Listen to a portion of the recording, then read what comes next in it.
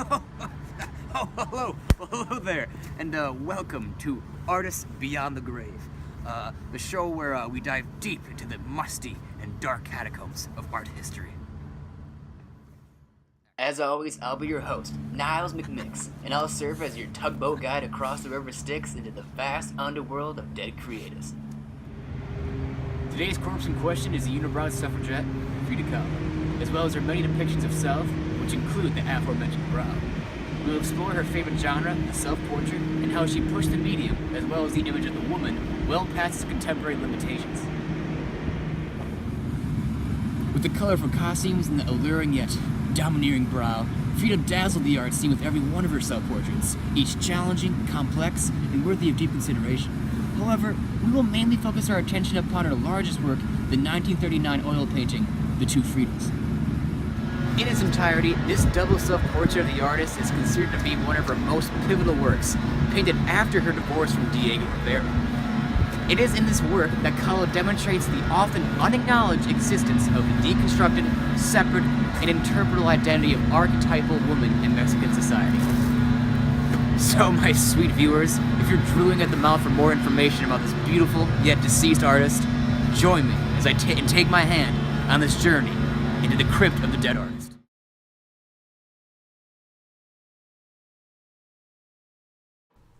Before diving into her art, let's learn a little more about the artist herself. Magdalena Carmen Frida Kahlo was born in Coyoacán, Mexico on July 6, 1907, to Guillermo Kahlo, a Jewish man of Hungarian descent, and Matilda Calderon, an Indian-Mexican woman who was known for her devout Catholic faith. As was noted, Frida's father had a great sway over her life, since he himself was an amateur painter. Consequently, he taught Frida how to paint and supported her and her art career respectively. The Mexican Revolution of 1910 was also a huge influence on Kahlo's life, so much so that she would claim to be born in 1910 instead of 1907, so as her year of birth would coincide with the Mexican Revolution. Kahlo initially met her husband Diego Rivera in 1922, though they did not start dating until 1928. They were married in 1929, but in April of 1939, Diego asked for a divorce. It is unclear what the real reason for their separation was, but it is often thought that it was due to her affair with Leon Trotsky. Kahlo painted her two largest paintings during this time, one of them being the Two Fridas. However, their divorce did not last long, as they were remarried in 1940. On her relationship with Rivera, she said, "I have suffered two serious accidents in my life, one in which a streetcar ran over me, the other accident is Diego." As years went by, Kahlo's health began to deteriorate, and it was in July of 1954 that Kahlo's journey came to a close. 7 days after celebrating her 47th birthday, her practical nurse found her dead. It is believed that she committed suicide, as her nurse recounts that she was only supposed to take 7 sleeping pills, and 11 were missing that morning. Kahlo's body was cremated as per her request. She had spent so much of her life forced to be lying on her back that she didn't want to be buried lying down too. Unfortunately, Kahlo dealt with sickness and a great deal of suffering throughout the entirety of her life. She was first diagnosed with polio at the age of 6, and in 1925, she endured a terrible accident that would permanently affect her. Frida was 18 when a streetcar plowed into the bus that she and her then boyfriend, Alejandro Gomez Arias, were riding. In the accident, a metal rod went into her body, causing numerous fractures and deep abdominal wounds. Before her marriage with Rivera, she would go through 32 surgical operations, mostly in her spine and right foot, and ultimately, Frida began to paint during her recuperation. She positioned a mirror over her bed so she could paint herself, and thus began her journey into the reflexive genre of self-portraiture. As previously noted, self-portraiture is the prevalent genre of painting Kahlo implements throughout most of her work, especially within her dual portrait, The Two Fridas. When closely observing her multiple uses of the self, Kahlo's dual portrayal is not meant to be narrowly viewed as a self-involved work that concerns her own physical and psychological suffering. Rather, Kahlo's application of the self in various costumes and poses is meant to destabilize a fixed female identity and to dramatically symbolize the divided nature of the Mexican nation. The self-portrait is understood as a genre that helps convey the fixed identity and inner disposition of the artist through his or her physiognomy and or costume. Though this is a prevalent understanding of self-portraiture, it is not the only fixed interpretation. You see, when examining the self featured within the works of Frida Kahlo, her fixed, immutable identity as a Mexican woman, wife, and artist is destabilized. Although some may read Frida's self-depictions as strictly self-involved and evocative of her suffering, when looked at it in the precise manner, most of them truly aren't. In her many portraits, Kahlo twists and transforms her image in order to evoke a societal, feminist, and national readings. For example, let us first consider Kahlo's 1944 The Broken Column. Now, this portrait can be narrowly viewed as a representation of the pain and suffering she experienced after her bus accident. However, when the broken column is viewed in a manner unbiased towards the internal suffering of Frida, the crumbling column running through Kahlo's broken body emits a sense of possible destruction that is happening inside the body of the Mexican civilization. Her 1940s self-portrait with cropped hair is widely assumed to be a vengeful retaliation against her husband, Diego Rivera. However, Kahlo's cool stare, shorn hair, androgynous suit, and use of musical lyrics lingering in the background may be read as a sort of statement of independence. Kahlo doesn't need to maintain her femininity in order to keep his love, as she is now a self-sufficient and unconventionally independent woman. And finally, in Kahlo's 1932 self-portrait along the borderline between Mexico and the United States, we can see her inherent nationalism slightly slip away. Here, Frida is dressed in a westernized ball gown and stands between the two extremely divided nations, which are represented through the vegetation and industrial machines, respectively. Even though Mexico is depicted as void of industrialization, the overpowering machinery on the right seems to threaten and potentially obliterate the organic and symbolic Mexican landscape, as well as Frida's own Mexican identity if modern course of change isn't implemented. These different, wide-ranging analyses of Kahlo's notable works show how portraiture, especially female portraiture, isn't just a discourse concerning the female artist and her strict self-representation.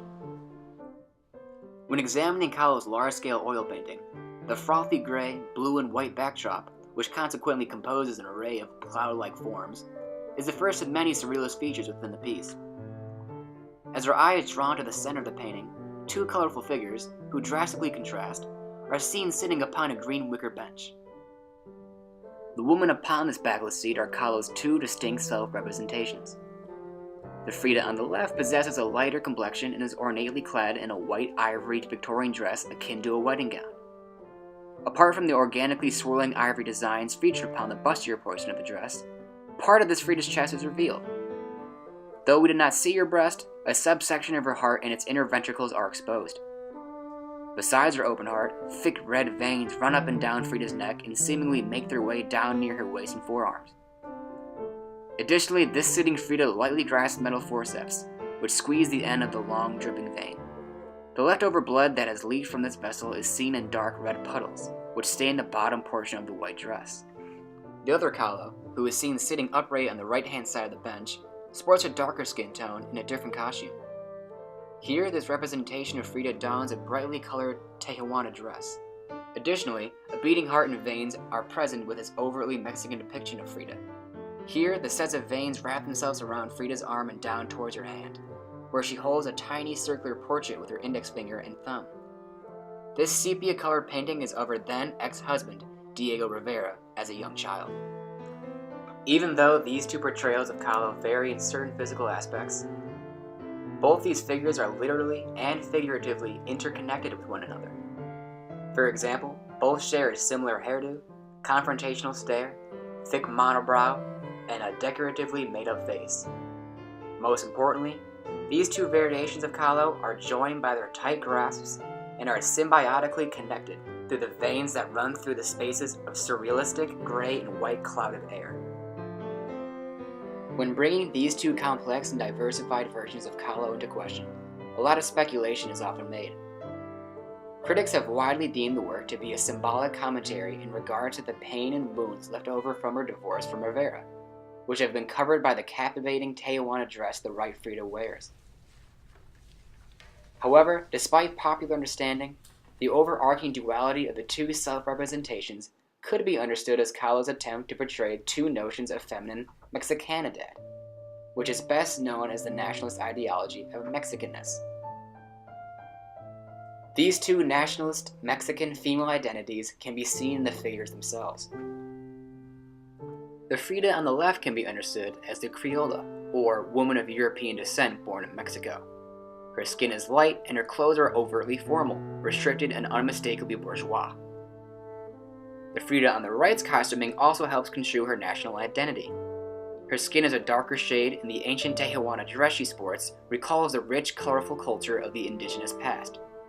Consequently, this Frida is a representational epitome of an indigenista, or woman of indigenous and European descent who self-consciously associates herself with native traditions. It is known that this indigenista identity that the right Frida encapsulates from her physicality is one that was prevalent in post-revolutionary Mexico. Seen in this light, Kahlo doesn't bifurcate her identity, but represents her heritage as a modern Mexican woman, who hasn't severed ties with pre-revolutionary past and both remains in sync with the culture's ancient past. Though this painting was created in a post-revolutionary time, the two Fridas may be understood as a statement that though the revolution had brought significant social change, to some extent these developments were little more than veneers covering the fact that little had actually changed for Mexican women, especially their publicly unchanging identities. It is through this interpretation that one can look at Kahlo's work as a socially and politically charged message concerning women in post-revolutionary Mexico, and not simply as an internalized dialogue of her pain and suffering. Ultimately, through Kahlo's mirroring of her own image in her work, she averts rigid and immovable stigma concerning her identity as a Mexican woman. So now we come to a close. Over the course of this journey, we've explored how Kahlo's use of the self is not meant to portray her own self-involved issues, but is rather meant to help redefine and exhibit feminist and nationalist ideologies through her varied and complex use of self-portraiture.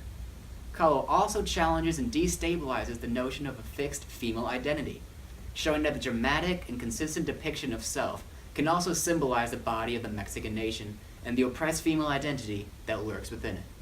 Well, that's all for now. Next week we'll be covering that crazy Venga. I hope you'll be able to join us. But in the meantime, my fellow gravediggers, don't go dying on me. Artist from Beyond the Grave is a product of Purple Elephant Productions. Donations can be made to our online website, artistbeyondgrave.pep.org, or call 555-5555. Our PO Box is 6780015, Yorkshire, England. A special thanks to the following sources: